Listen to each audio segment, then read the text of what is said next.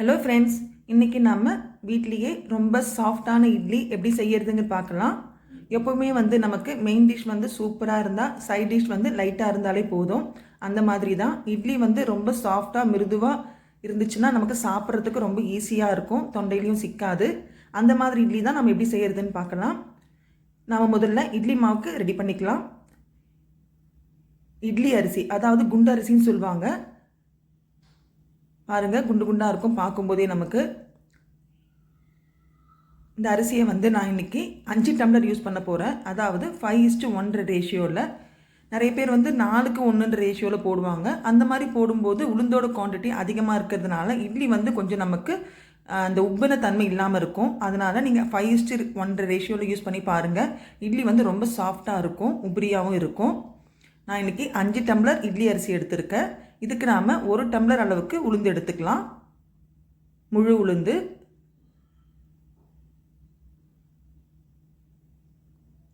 இதுக்கு நாம் நம்ம இன்றைக்கி யூஸ் பண்ண போகிற இட்லியில் பார்த்திங்கன்னா வெந்தயமோ பச்சரிசி எதுவுமே சேர்க்க போகிறதில்ல.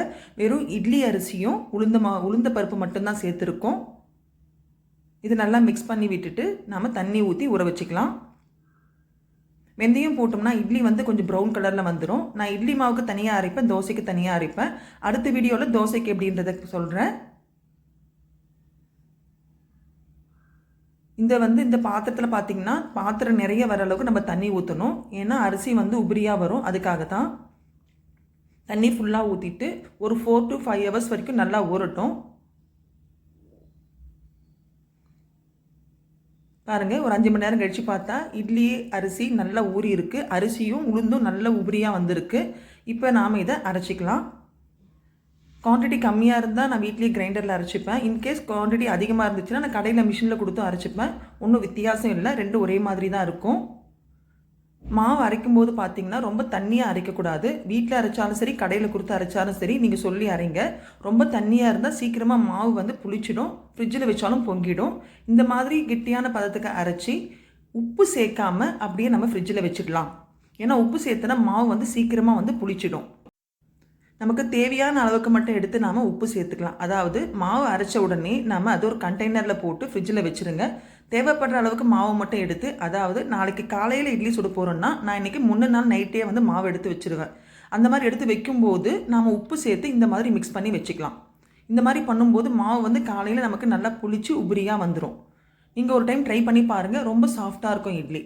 இப்போ நான் இதை உப்பு கலந்து மிக்ஸ் பண்ணி வச்சுருக்கேன். மாவு பார்த்திங்கன்னா பாத்திரத்தில் அடியில் தான் இருக்குது. நம்ம காலையில் பார்க்கும்போது நல்லா நமக்கு உபரியாக வந்திருக்கும். பார்க்கலாமா? பாருங்கள், மாவு நல்லா பொங்கி வந்திருக்கு. அதாவது நம்ம மிக்ஸ் பண்ணும்போதே தெரியும், நல்லா ஸ்பாஞ்சியாக உபரியாக இருக்குது பாருங்கள். அவ்வளோதாங்க, நல்லா மிக்ஸ் பண்ணிக்கோங்க. மாவு ரொம்ப கெட்டியாக இருந்துச்சுன்னா தேவையான அளவுக்கு நம்ம தண்ணி சேர்த்துக்கலாம்.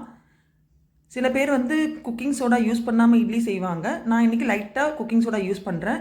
குக்கிங் சோடா எதுக்கு யூஸ் பண்ணுறேன்னா இட்லி நமக்கு இன்னும் சாஃப்டாக வரும். நம்ம நார்மலாக ஊற்றுற இட்லியை விட குக்கிங் சோடா சேர்க்கும்போது இன்னும் கொஞ்சம் நமக்கு சாஃப்டாக இருக்கும். இது ஆப்ஷனல் தான், நிறைய பேர் யூஸ் பண்ண மாட்டாங்க. வேணும்னா நம்ம யூஸ் பண்ணிக்கலாம். இந்த மாதிரி குக்கிங் சோடா சேர்த்து மிக்ஸ் பண்ணும்போது மாவு நமக்கு இன்னும் நல்ல சாஃப்டாக இருக்கும் பாருங்கள். தேவைப்பட்டால் கொஞ்சம் தண்ணி சேர்த்துக்குங்க. ரொம்ப மாவு கெட்டியாக இருந்து இட்லி ஊற்றுறோம்னா இட்லி பார்த்திங்கன்னா நமக்கு கொஞ்சம் கல் மாதிரி இருக்கும். ஓரளவுக்கு தண்ணியான மாவுலேயே இட்லி ஊற்றினா இட்லி நமக்கு ரொம்ப சாஃப்டாக இருக்கும். காலையில் ஊற்றின இட்லி ஈவினிங் வரைக்கும் சாஃப்டாகவே இருக்கும் நமக்கு. அவ்வளோதாங்க, மாவு நமக்கு ரெடி ஆகிடுச்சு. இப்போ ஒரு இட்லி பாத்திரத்தில் அடியில் தண்ணி ஊற்றி கேஸில் வச்சுருங்க. நான் பிளேட்டில் பார்த்திங்கன்னா லைட்டாக எண்ணெய் அப்ளை பண்ணியிருக்கேன். சில பேர் எண்ணெய் சேர்க்காமல் துணியில் போட்டும் ஆவியில் வைப்பாங்க, அது நம்மளோட இஷ்டம்தான். அது மாவு பார்த்திங்கன்னா குழி ஃபுல்லாக ஊற்ற வேண்டாம், 3/4 அளவுக்கு ஊற்றினா போதும். ஏன்னா இட்லி உப்பி வரும்போது அதை விட பெருசாக தான் வரும் நமக்கு. இப்போ பாருங்கள், இட்லி பாத்திரத்தில் அடியில் தண்ணி நல்லா கொதிச்சிருச்சு. இந்த டைமில் நாம் தட்டில் மாவு ஊற்றி இந்த மாதிரி வச்சிடலாம்.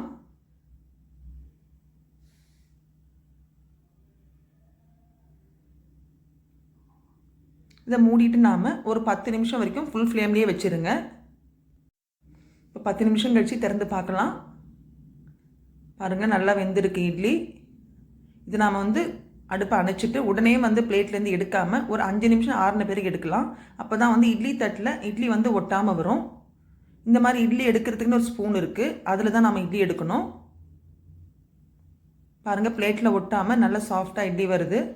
பார்க்கவே நல்ல வெள்ளையாக எப்படி இருக்குது பாருங்கள். இட்லிக்கு வந்து நம்ம எந்த அரிசியும் மிக்ஸ் பண்ணாமல் ப்ளைன் இட்லி அரிசியும் உளுந்து மட்டும் சேர்த்து அரைச்சி பாருங்கள். இட்லி நல்லா சாஃப்டாக ஒயிட்டாக இருக்கும் நமக்கு. தோசைக்கு எப்பயுமே தனியாக அரைச்சி வச்சுக்கோங்க, நல்லாயிருக்கும். ஒரு சின்ன டிப்ஸ் சொல்கிறேன். நம்ம இட்லி மாவு வந்து ஃப்ரிட்ஜில் வச்சுட்டு உடனே வந்து இட்லி சுடணும்னு நினச்சிங்கன்னா அந்த சில்லுன்னு இருக்க தன்மையில் இட்லி வந்து நல்லா வராது, நமக்கு ஊற்றும் போது கல் மாதிரி இருக்கும். அந்த மாதிரி டைமில் எமர்ஜென்சியாக நம்ம ஊற்றணும், இல்லை முன்னாடியே மாவு எடுத்து வைக்க மறந்துட்டோம் அப்படின்னா கொஞ்சம் மாவு எடுத்து கொஞ்சம் உப்பு கலந்து இது கூட நாம் சுடு தண்ணி சேர்த்து நல்லா மிக்ஸ் பண்ணிக்கலாம். சுடு தண்ணி சேர்த்து மிக்ஸ் பண்ணும்போது மாவோட சில்னஸ் வந்து குறைஞ்சிரும். பாருங்கள், எப்போவுமே வந்து இட்லிக்கு நான் நாளைக்கு ஊற்ற போகிறேன்னா இன்றைக்கி நைட்டே எடுத்து வச்சுருவேன். நாளைக்கு காலையில் பண்ணுற இட்லிக்கு நைட்டே எடுத்து வச்சுருவேன். இன்கேஸ் நைட்டில் இட்லி செய்கிறோன்னா மதியமே ஒரு 4 to 5 hours பிஃபோர் எடுத்து மாவை வெளியே வச்சுருவேன். அப்போ தான் மாவு வந்து நமக்கு நல்லா புளிச்சிருக்கும். அப்படி பண்ண மறந்துட்டோம், இமீடியட்டாக வேணும்னா இந்த மாதிரி மாவை மிக்ஸ் பண்ணி ஒரு அகலமான பாத்திரத்தில் கொதிக்கிற தண்ணியில் நம்ம மிக்ஸ் பண்ண மாவை வச்சுருங்க. ஒரு 10-15 நிமிஷம் கழித்து பார்த்திங்கன்னா மாவு வந்து நமக்கு நல்லா உதிரியாக வந்திருக்கும். பாருங்கள், இது வந்து நம்ம எடுத்து வச்ச மாவு மாதிரியே இருக்கும். அவ்வளோதாங்க.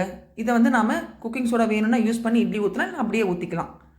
அவ்வளோதாங்க. இட்லின்றது ரொம்ப ஈஸியான விஷயந்தாங்க. நம்ம யூஸ் பண்ணுற டிப்ஸை பொறுத்து தான் அது இருக்குது. நீங்களும் கண்டிப்பாக இந்த மாதிரி மெத்தடை ட்ரை பண்ணி பாருங்கள். இந்த வீடியோ உங்களுக்கு பிடிச்சிருக்குன்னு நினைக்கிறேன். மறக்காமல் லைக் பண்ணி சப்ஸ்கிரைப் பண்ணுங்கள். தேங்க்யூ.